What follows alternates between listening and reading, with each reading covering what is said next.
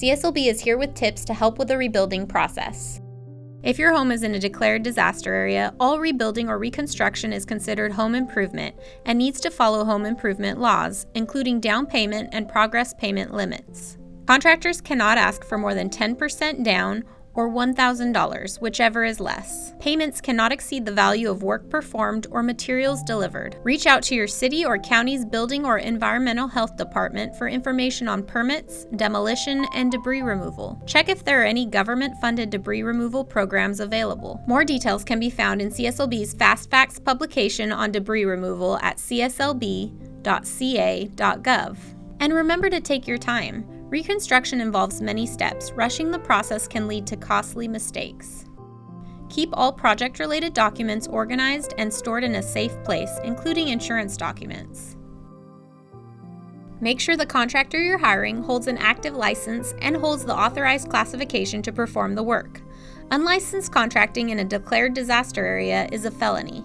Your local building or public works authority may have rules about which contractor license classification or classifications are acceptable for rebuilding in your area. Use tools like CSLB's Find My Licensed Contractor or License Check to find reputable professionals and confirm their credentials. Avoid salespeople who offer deals on surplus materials or use high-pressure tactics. Always get at least 3 bids from licensed contractors. Ask for references and check their past projects. You can verify a contractor's license on CSLB's website. Know the typical costs for materials and labor to avoid being overcharged.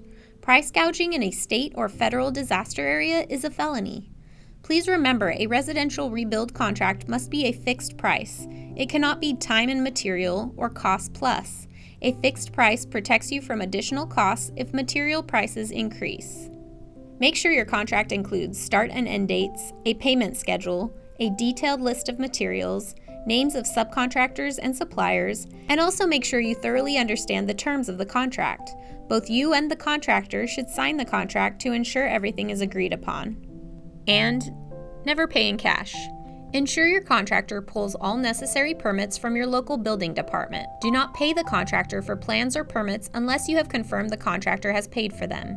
You may want to consider paying the architect that provides the plans and permit costs directly.